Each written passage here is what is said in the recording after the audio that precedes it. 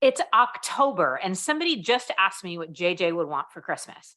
Now, normally this would put me in a tailspin as I start stressing about all the kids we want to buy gifts for, but not this year. This year, I'm giving a gift I know each kid will be excited about even after the day they open it. KiwiCo knows a thing or two about delivering fun for all ages, and they're here to help us all give awesome. With a KiwiCo subscription, you're giving so much more than a toy, and they'll get a season of discovery and experiences delivered straight to their door. Each box features new projects every month, like discovering the science of magic, engineering a domino machine, and so much more. Give awesome this holiday season with KiwiCo. Get your first month of any crate line for free at kiwico.com/WW30. That's your first month free at KIWICO.com/WW30.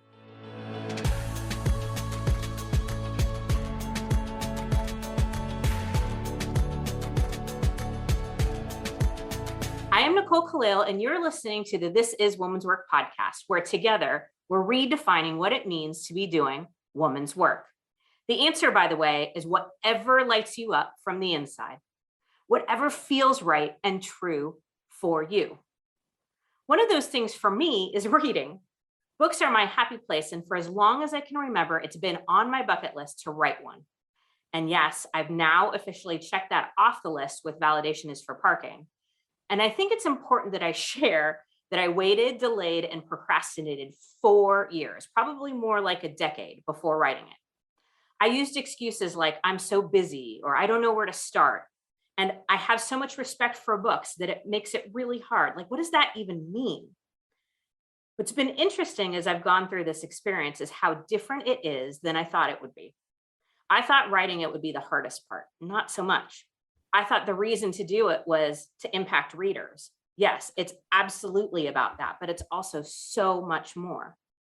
And I thought writing a book as a business owner was about building credibility and having a more evergreen offering at a lower price point so there'd be less barrier to entry.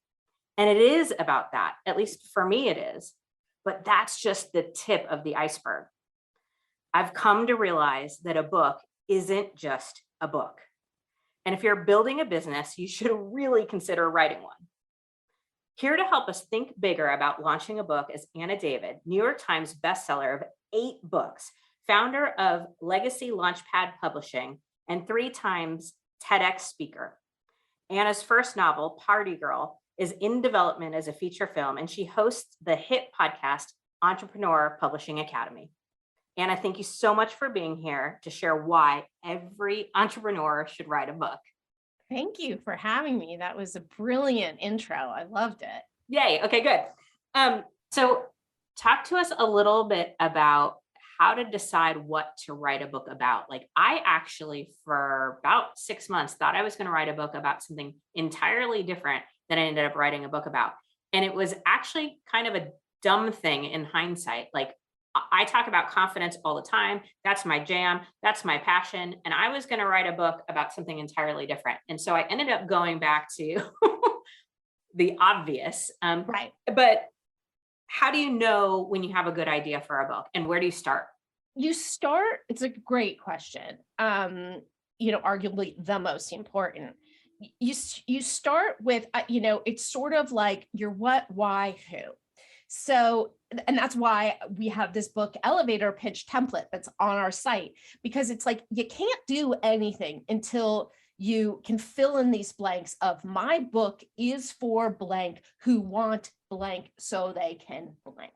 Because if you don't have that, you might be writing a journal. And I love journals. I just published a journal. But if you're going to write a book, you want people to read it. And so, it's so obvious, and it took me 7 books to understand this. It's a good idea if there's an audience who's going to read it.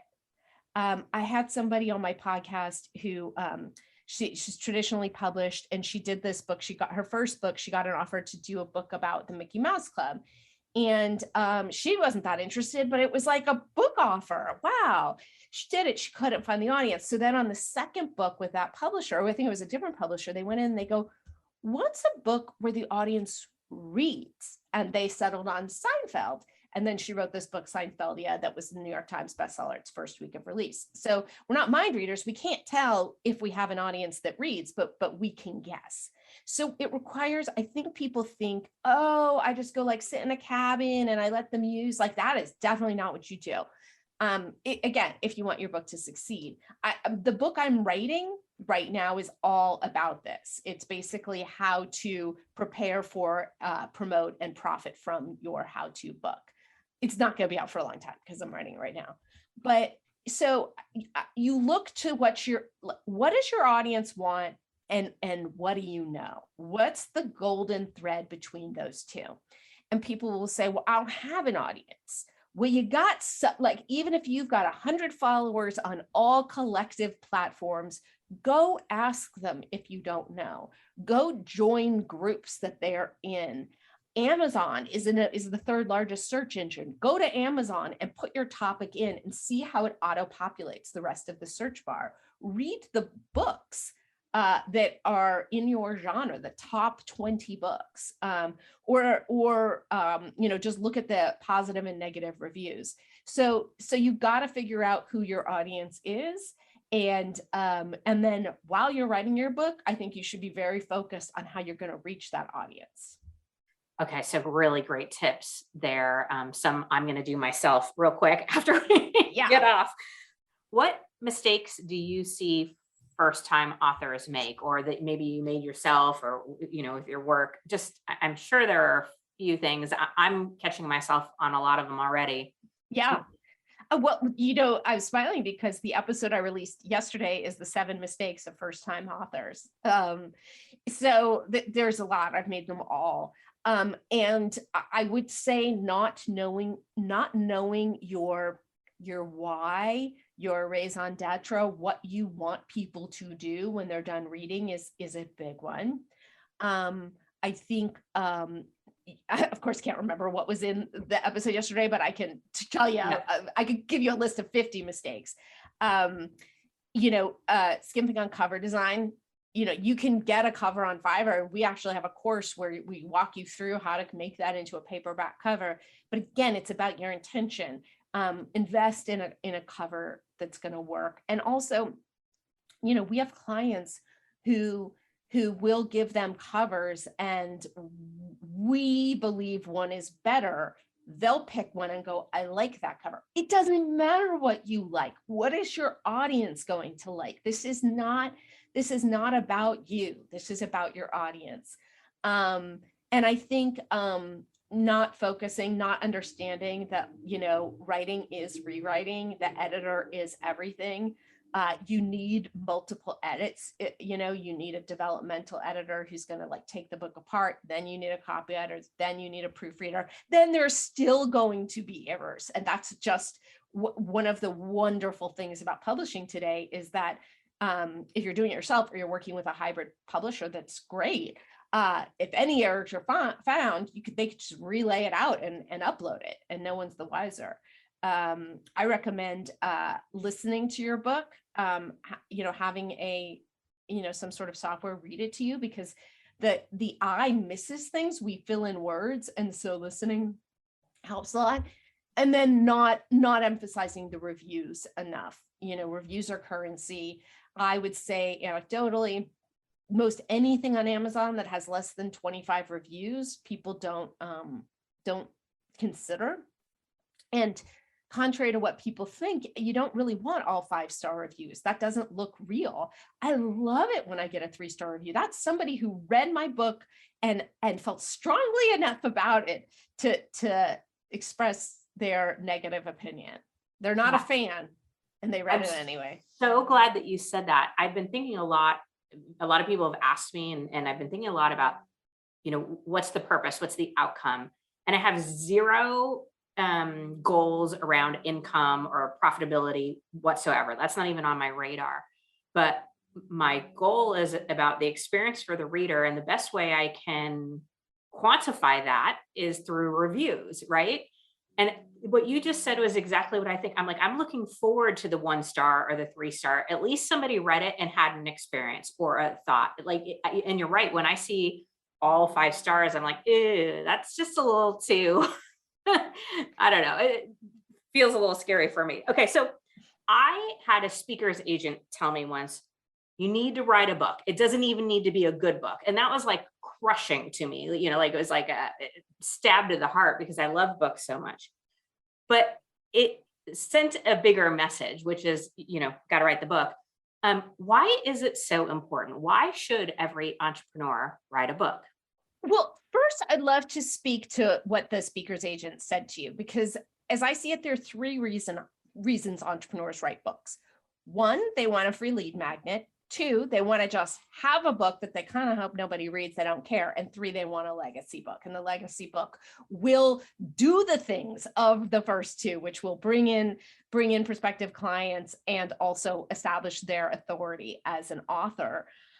Increasingly, our world is one where we all have our own 24/7, we're our own TV stations, we're our own radio stations, we're our own publishers. And oftentimes I find people look at that as such a negative. Oh, we're on this content treadmill. There's so much pressure. And obviously there's terrible aspects to that. I think it's amazing. I think the gatekeepers have been taken away, and anybody today can declare themselves an expert, experiential expertise. So it's like, if you are an entrepreneur with a successful business, you know something that people want to know. You have been able to do something that people want to do. And the difference between, I know lots of terribly successful entrepreneurs and nobody knows who they are. And I know ones who are not as successful and everybody knows who they are. And often the difference is that the second group has a book. So talk to us about ways that entrepreneurs are leveraging their book besides just book sales. I mean, I'm learning that book sales really isn't the big income generator, or, I guess it can be for some very small percent of the population. What are other ways that books create leverage? Yeah, I mean, I think book sales create income for 0.00001% of the authors out there, which I don't know the statistics, they're very low. It can really do anything. Certainly a speaking agent or speaking booker is, if it's not that having a book means you automatically get called by everybody, you certainly don't. But it's like, if a booker is looking at one person over another, and they look the same, the one with the book is going to get it. You become the person that, quote, wrote the book on the topic. So oftentimes, what will happen is somebody is interested in a topic, they read the book, they say, I want to know more, or I want to know what to do next. Who should I ask? Well, the person who wrote the book, let me ask them. And oftentimes the answer, it can be, hire me. For me, the goal of any sort of how-to book, somebody who doesn't have the resources can read it and go do it. Somebody who does have the resources can read it and hire you to do it. And that's really what a how-to book should do. Okay, so you mentioned the sort of lifting of the old barriers that used to exist. In that, there's a lot of good things, but it can be a little confusing as a potential author or author. Can you talk to us about the differences, maybe the pros and cons of the different publishing routes, or like really how to get your book out there? Yeah, I mean, there are three. There's, traditional publishing, self-publishing, and hybrid publishing. As far as I know, maybe there's more. Traditional publishing is the world I come from. Between 2007 and 2012, I published 7 books, 6 with HarperCollins and 1 with Simon & Schuster. And it was an intensely demoralizing experience. And I'm such a slow learner. I kept not understanding, A, that my publisher wasn't going to do anything, and B, that I needed to have a business behind the book. Realistically, selling a book to a big 5 traditional publisher, it's only possible for the tiniest segment of the population. And that tiny segment is usually a celebrity or somebody with a ridiculous following. Increasingly, that doesn't even make a difference, because, there was this New York Times story about how Billie Eilish has, however many million followers, and her book sold 300,000 copies or something like that, which is a ton of copies, but not for Billie Eilish. I used to think, oh, these publishers are evil. Oh, they're terrible. No, they're business people. They don't want to give a bunch of money to somebody who they don't know that will earn that money back. And what authors, aspiring authors, don't realize is if nobody knows who you are, nobody's going to buy your book. So first of all, it's such a limited group of people that it's possible for. And I speak to, and so many people who've been on my podcast speak to, it's an abysmal experience. I'm sure it's not for Glennon Doyle. I'm sure it's absolutely delightful for her. Yeah. For 99% of us, publishers, they look at us as a loss leader. They know the way I see book success is, it's the least democratic thing ever. So it's like there's this tiny percentage that has ridiculous success. And what starts to happen is most of our population doesn't read.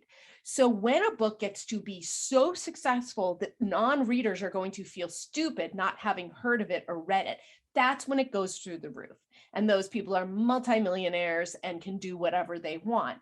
But publishers know that every year there's going to be someone like that and everyone else is a loss leader, and they treat you like a loss leader. And I always say it's like if you were making a movie and you had a producer who's funding it, but you're the director, you're the star, you're the screenwriter, and the producer's giving you money. And you're like, this is so awesome. And then the movie comes out and you don't hear from them, and you call them and you're like, the movie came out, and they don't call you back. And that is really what the experience is. So I personally can't imagine why anybody would do it. You also have no control over your cover, no control over your title. I've had titles and covers that I've hated, and it hasn't mattered. I can say that till I'm blue in the face. Some people just have ideas and they don't listen, and they're like, no, I'm going to go sell traditionally. And then 9 times out of 10, what happens is they can't sell it, and then they're too discouraged and they never pursue their book. So, and then there's hybrid, which is, I was just going to say, not that you need my reinforcement, but I talked to several authors, as I was going through the process, and heard the exact same thing from anyone, which was few and far between, but anybody who had gone the traditional publishing route. So, yeah, I mean, and people say a lot less than they think because they don't want to trash their publisher. I don't care. I have an agent, a literary agent still, and she supports me, even though all I do is rail against this business. Because by the way, if that business wanted to pay me $200,000 to do a book, I wouldn't say no. I'm just not a fan of volunteer work. And for many, I am, but not in my career. Mm-hmm. For many years, I was making like $30,000, $40,000 a year, killing myself on these books. And I just thought, oh, nobody values writers. They actually do. It's just not the publishers that value the writers. And so hybrid publishing is where you hire a company. I mean, there's 2 definitions for hybrid. Hybrid can be you hire a company and you split the proceeds. And then, which I don't recommend because you probably aren't going to make much proceeds. And then there's the kind that my company does, which is you hire a company, you pay them, you keep the rights, you keep, you have the full byline, you get to do what you want, you own the copyright, and you have hopefully top professionals, writing your book, maybe writing. Half our books we write and half we just straight up publish, but editing, laying out, publishing, launching, cover, all of that stuff. Yeah. So that was the route that I went. And then talk to us a little bit about self-publishing. That just freaked me out. Like that to me was like, I don't know what I'm doing. I need a guide in this. Yeah. I mean, I have seen like 2 people really master it. People who came to me, talked to me, said, we can't afford your services. I'm going to go self-publish. And they had the unique ability to figure it all out. The rough statistic for a non-writer, and I don't know how long it took you to write your book or how much help you got, but for a non-writer to write a book, they say it'll take 300 hours to write a book. And so I always say, what do you get an hour? Multiply that times 300. If you make, 300 an hour, that's 90 grand, you're in the hole, and you don't even still know how to get it published. So, and I'm talking about a book at the highest level, which frankly, some people are not going to be able to tell the difference, but I can. Yeah. And I think your high quality potential clients and customers can. So yeah, self-publishing is it just figuring it out. It can be done. Anybody listening to this could have a book upload, a self-published book uploaded by the end of this interview. Is it going to do anything for you? No. So I always say, it's like, if you're gonna do it at the highest level, have it be a legacy. You know, always say Amazon forgives, but it doesn't forget. You can unpublish a book, but it will still, the trace of it will still be there. It'll just say out of print. Right. That's a good point. Anna, thank you so much for your advice. I will personally benefit from it. And if you're listening, if you're an entrepreneur and you want to learn more about Anna and her work, especially if you want to go from a wish, a hope of writing a book to actually writing a book, definitely connect with Anna. Bookelevatorpitch.com is her website. Go out and buy any one of Anna's 8 books, including her most buzzed about, Party Girl. And you can follow her on Instagram at Anna B. David. We'll put all of this in show notes. Anna, thank you so much. Thank you so much. They were great questions. Oh, good. Okay. I appreciate that. All right, friends, there are so many reasons to write a book. Chief among them, that your story, whatever it may be, matters. And that we need more books, especially in business, to be authored by women. And as a side note, please make sure you're supporting the women who are releasing books. I can say from personal experience that it's the most rewarding, exhausting, exciting, nerve-wracking, joy-filled, frustrating experience, and the hardest I've ever worked. So buy the book, make the time, create the 3 minutes to write a review, share with a friend or colleague, tell someone about it, gift it, post about it, any and all of the above, however we can be supporting women authors. When the women around us do brave and bold things, we get to celebrate it. We must, because that is woman's work.